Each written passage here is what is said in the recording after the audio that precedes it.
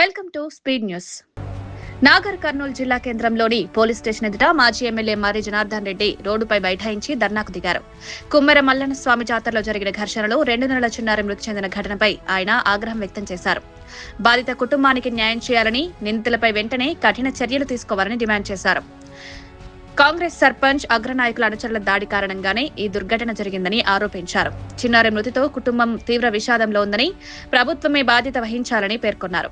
న్యాయం జరిగే వరకు పోరాటం కొనసాగిస్తామని హెచ్చరించారు.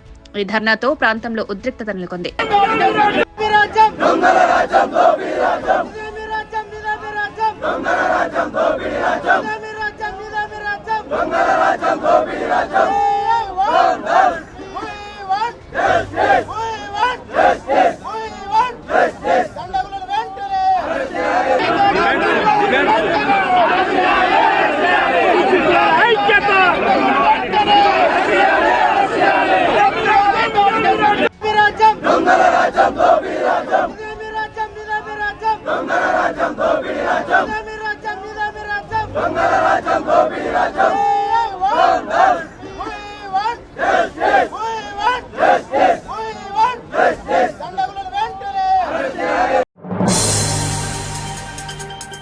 జోగులాంబ గద్వాల జిల్లా రాలంపాడు గురుకుల పాఠశాలలో ప్రవేశ పరీక్ష నిర్వహణలో తీవ్ర గందరగోళం చోటు చేసుకుంది. షెడ్యూల్ ప్రకారం ఉదయం 11 గంటలకు ప్రారంభం కావాల్సిన పరీక్ష గంటలు గడిచినా ప్రారంభం కాకపోవడంతో తల్లిదండ్రులు ఆవేదన వ్యక్తం చేశారు. దూర ప్రాంతాల నుంచి వచ్చిన విద్యార్థులు ఎండలో తీవ్ర ఇబ్బందులు పడ్డారు. నిర్వాహకులు సరైన సమాచారం ఇవ్వకపోవడంతో పాఠశాల గేటు ముందు విద్యార్థులు తల్లిదండ్రులు బైఠాయించి నిరసన చేపట్టారు. పరీక్ష నిర్వహణలో నిర్లక్ష్యం స్పష్టమైందని ఆరోపించారు. పిల్లల భవిష్యత్తుతో ఆటలాడకూడదని మండిపడ్డారు. అధికారులు వెంటనే స్పందించి పరిస్థితిని చక్కదిద్దాలని డిమాండ్ చేశారు. ఈ ఘటనతో పరీక్షా కేంద్రం వద్ద ఉద్రిక్త వాతావరణం నెలకొంది.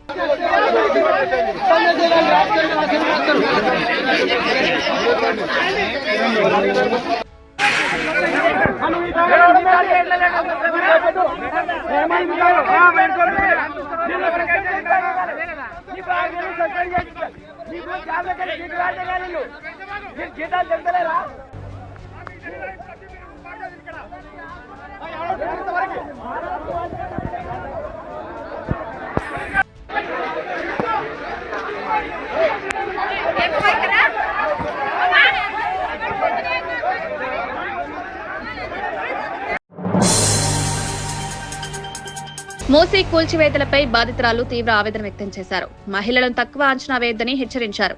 మా చేతికి పెన్నిస్తే ఆర్టికల్ రాస్తాం, మైకిస్తే మీకు వ్యతిరేకంగా పోరాడతామంటూ తన ఆగ్రహాన్ని వ్యక్తం చేశారు. అభివృద్ధి పేరుతో ఇల్లు కూల్చివేయడం అన్యాయమని, తమ ఇల్లు ఇవ్వడానికి సిద్ధంగా లేమని స్పష్టం చేశారు. మధ్యతరగతి కుటుంబాల కష్టాలు ఎవరూ పట్టించుకోవడం లేదన్నారు. ప్రత్యామ్నాయ నివాసం సరైన పరిహారం లేకుండా కూల్చివేతలు ఎలా చేపడతారని ప్రశ్నించారు. ప్రజల జీవితాలతో ప్రయోగాలు చేయొద్దని ప్రభుత్వాన్ని హెచ్చరించారు. ఈ వ్యాఖ్యలు మూసీ ప్రాజెక్టు చుట్టూ ఉన్న వివాదానికి మరింత ఊతమిచ్చాయి. But not at the cost of మా ఇది అని చెప్పి మా ఇల్లులు పోగొట్టుకుని అవి చేసుకునే మాకు ఇష్టం లేదండి. అండ్ ఇక్కడ ఏమవుతుందంటే అందరూ ఇక్కడ మీరు చూసారంటే నాకు తెలిసిన వరకు ఆల్మోస్ట్ 50% అందరూ ఆడపిల్లలు అందరం బయటకు వచ్చామండి. ఎందుకు వచ్చామండి? మా ఇల్లులు కాపాడుకోవడానికి వచ్చాము. అండ్ వాళ్ళు అనుకుంటున్నారు ఆడవాళ్ళే కదా ఏమైనా చేసుకుంటారు, ఇంటి వంటింట్లో కిచెన్ లో ఇది కూరగాయలు అవి చేసుకుంటుంటారని అని అనుకుంటున్నారేమో. మీకు తెలియదు మా ఆడవాళ్ళకి ఎంత పవర్ ఉందనుకుంటున్నారు. మేము కిచెన్ లో గరిట పట్టుకుని వంట చేయగలగాము. అలాగే మా చేతిలో పెన్ ఇచ్చారంటే అదే దానికి ఆర్టికల్ కూడా రాస్తాము. మైక్ ఇచ్చారంటే మీ మీద మేము ప్రొటెస్ట్ కూడా చేస్తాం. మీరు అంత తక్కువ అంచనా చేయకండి. మీరు ఎవ్వరు మా ఇల్లు జోలికి అస్సలు రాకూడదు. మీరు డెవలప్మెంట్ ఏం చేస్తారో చేసుకోండి, మేము కూడా మా అంతవరకు సహాయం చేస్తాం. బట్ మేమైతే మా ఇల్లు ఎప్పటికీ ఇచ్చుకోమండి. మీరు ఎలాంటి డెవలప్మెంట్ అంటే చేసుకోండి. అండ్ నేను చెప్తున్నా కదా 2 years నుంచి మేము స్ట్రగల్ అవుతున్నాం. మధు పార్క్ వాళ్ళకి ఎప్పటికీ మా స్టాండ్ ఉంటుంది. అలాగే మా ఇష్యూ వచ్చినప్పుడు కూడా వాళ్ళు కూడా మా కోసం స్టాండ్ చేసుకుంటున్నారు. అండ్ ఇక్కడ చాలా థ్యాంక్స్ చెప్పుకోవాల్సింది Harish Rao sir, Karthik Reddy sir, Sabitha madam Rao. ప్రతిసారి అండి మాకు ప్రతిసారి ఏ ఇష్యూ వచ్చినా వెంటనే పరిగెత్తుకుంటూ వస్తున్నారండి. అదొక్క రిలీఫ్ చాలా ఉందండి మాకు. చాలా చాలా చాలా థ్యాంక్స్ సార్ మీకు. Thanks madam. Thank you sir. Thank you. Musi project అమలులో సరైన ప్రక్రియ పాటించలేదని హరీష్ రావు ఆరోపించారు. DPR, maximum flood level, social impact assessment, environment clearance లేవని పేర్కొన్నారు. ఇవన్నీ లేకుండానే ఇళ్ల కూల్చివేత నోటీసులు ఎలా ఇస్తారని ప్రశ్నించారు. బాపు ఘాట్ నిర్మాణం పేరుతో బాధితులను సృష్టించడం తగదన్నారు. మధ్యతరగతి కుటుంబాల ఇల్లు కలలని, వాటిని కాపాడాలని డిమాండ్ చేశారు. అసెంబ్లీలో ఈ అంశంపై గట్టిగా పోరాడతామన్నారు. ప్రాజెక్టు అమలులో పారదర్శకత అవసరమని పేర్కొన్నారు. హింసా మార్గంలో బలవంతంగా మెడ మీద కత్తి పెట్టి మీరు ఇల్లు ఖాళీ చేస్తారా, కూల్చమంటారా అని మాట్లాడుతున్నారు. రేవంత్ రెడ్డి దృష్టిలో ఈ ఎంపీఆర్ అంటే, ఈ అపార్ట్మెంట్ అంటే, ఒక ఇల్లు అంటే ఇటుకలు కావచ్చు. నువ్వు జేసీబీతో కూల్చే ఇటుకల్ని కూలుస్తున్నా నువ్వు అనుకోవచ్చు. కానీ ఒక మధ్యతరగతి వాళ్లకు, ఒక పేద వాళ్లకు అది జీవితాంతం రెక్కలు ముక్కలు చేసుకొని రూపాయి కూడబెట్టుకొని బ్యాంకుల్లో అప్పులు తెచ్చి ఒక కళ నిజం చేసుకుంటారు. జీవితకాల కష్టం, జీవితాంతం ఒక కళ ఈ అపార్ట్మెంట్. నువ్వు కానీ ఒక ప్రొక్లైన్ పెట్టా రాత్రి కూలగొడతా అంటే అది జీవితాలు కూల్చడం. ఆ పిల్లలు కళ్ళల్లో నిద్ర లేకుండా, ఇవాళ కంటి మీద కునుకు లేకుండా పిల్లలు పరీక్షలు ఎట్లా రాస్తారు, అదే విధంగా తల్లిదండ్రులు ఎంత ఆందోళన ఉంటారో అర్థమవుతుంది. నీకేంది, నువ్వు జూబ్లీ హిల్స్ ప్యాలెస్ లో బాగానే ఉన్నావు, ఇంకో 100 కోట్లతో ఇంకో ప్యాలెస్ కట్టుకుంటున్నావు.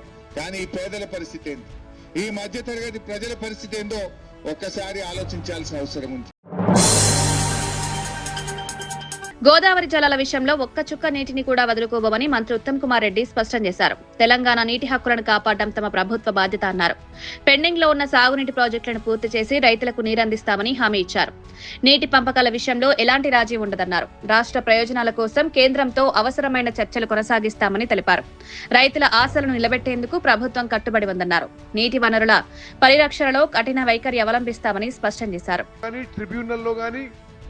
సుప్రీంకోర్టులో కానీ కేంద్ర ప్రభుత్వంతో కానీ ఎక్కువ పోరాటం చేస్తున్నాం.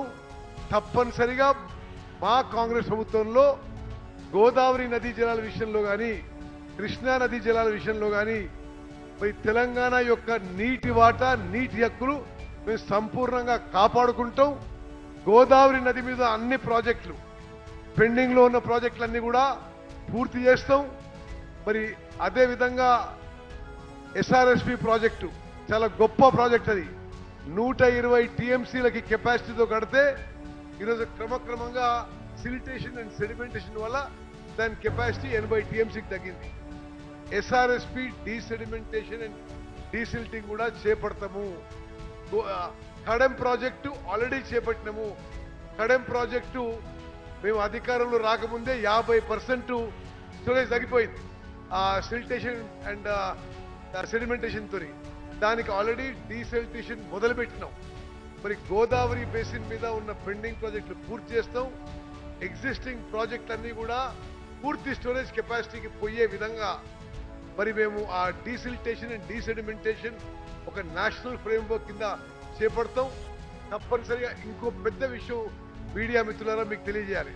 గోదావరి బేసిన్ లో ఉమ్మడి వరంగల్ జిల్లాతో సహా తెలంగాణ చరిత్రలో కానీ, ఉమ్మడి ఆంధ్రప్రదేశ్ చరిత్రలో కానీ ఎన్నడూ లేనంత ఎక్కువ స్థాయిలో, రికార్డు స్థాయిలో ఏకరేజ్లో, ఎక్కువ ఎకరాల్లో మరి వరి కానీ ఇతర పంటలు పండినయి. ఎక్కువ వరి పంట పండింది, ఎక్కువ ప్రొక్యూర్మెంట్ జరిగింది. ఇది దేవాదుల ప్రాజెక్టు ప్రారంభ అంచనా 6,000 కోట్లు కాగా ప్రస్తుతం 18,000 కోట్లకు చేరిందని మంత్రి తెలిపారు. భూసేకరణకు నిధుల కొరత ఉన్న ప్రాజెక్టు పూర్తి చేయడంలో వెనకడుగు వేయబోమన్నారు. వచ్చే 2 ఏళ్లలో అన్ని సాగునీటి ప్రాజెక్టులను పూర్తి చేస్తామని హామీ ఇచ్చారు. ప్రతిపక్షాలు సహేతుక విమర్శలు చేయాలని సూచించారు. ప్రజల తీర్పును గౌరవించాలని కోరారు. అభివృద్ధి పనులను వేగవంతం చేయడమే లక్ష్యమన్నారు. వచ్చిన తర్వాత ఇంకొన్ని సమస్యలు ఈ రోజు చివరికి పూర్తి చేద్దామని చిత్తశుద్ధితో పనిచేస్తే నిధుల కొరతకు వచ్చింది.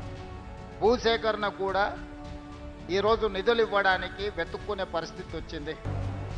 ఎందుకంటే 8,11,000 కోట్ల రూపాయల అప్పుల భారం తెలంగాణ రాష్ట్రం మీద ఉండడం వల్ల ఈరోజు సాగునీటి ప్రాజెక్టులు 70%, 80% పూర్తయినా 20-30% పూర్తి చేసుకోవడానికి అవసరమైన నిధులు విడుదల చేయాలంటే నిధుల కొరత ఉన్నది.